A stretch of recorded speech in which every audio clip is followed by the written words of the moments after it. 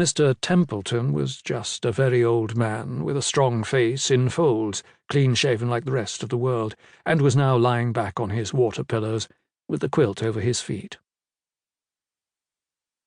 At last he spoke, glancing first at Percy on his left.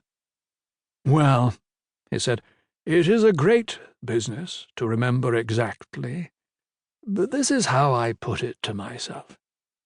In England, our party was first seriously alarmed at the Labour Parliament of 1917. That showed us how deeply Hervism had impregnated the whole social atmosphere. There had been socialists before, but none like Gustav Herve in his old age. At least, no one of the same power.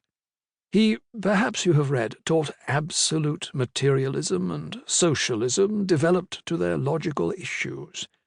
Patriotism, he said, was a relic of barbarism, and sensual enjoyment was the only certain good. Of course, everyone laughed at him. It was said that without religion there could be no adequate motive among the masses for even the simplest social order. But he was right, it seemed.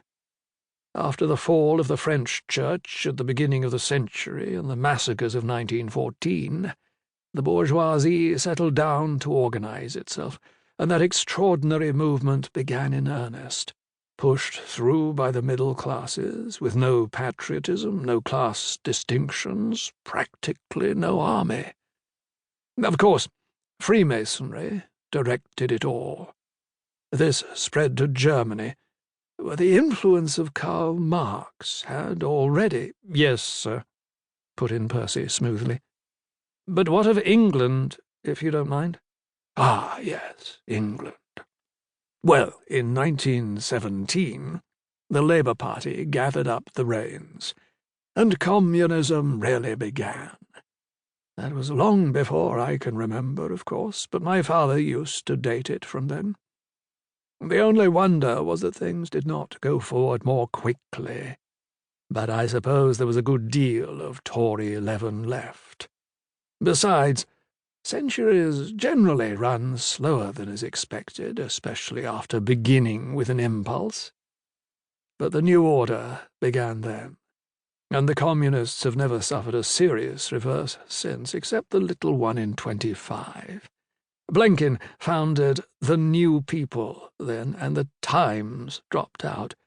But it was not, strangely enough, till 35 that the House of Lords fell for the last time. The established church had gone finally in 29. "And the religious effect of that?" asked Percy swiftly, as the old man paused to cough slightly, lifting his inhaler. The priest was anxious to keep to the point. "It was an effect itself," said the other, "rather than a cause. You see, the ritualists, as they used to call them, after a desperate attempt to get into the Labour swim, came into the church after the Convocation of 19, when the Nicene Creed dropped out. There was no real enthusiasm except among them. But so far as there was an effect from the final disestablishment, I think it was that what was left of the state church melted into the free church. And the free church was, after all, nothing more than a little sentiment.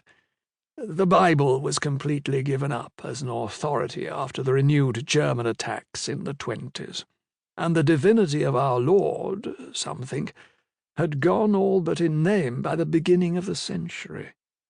The kenotic theory had provided for that. Then there was that strange little movement among the free churchmen, even earlier, when ministers who did no more than follow the swim, who were sensitive to draughts, so to speak, broke off from their old positions. It is curious to read in the history of the time how they were hailed as independent thinkers. It was just exactly what they were not. Where was I? Oh, yes. Well, that cleared the ground for us, and the church made extraordinary progress for a while. Extraordinary, that is, under the circumstances, because you must remember, things were very different from 20 or even 10 years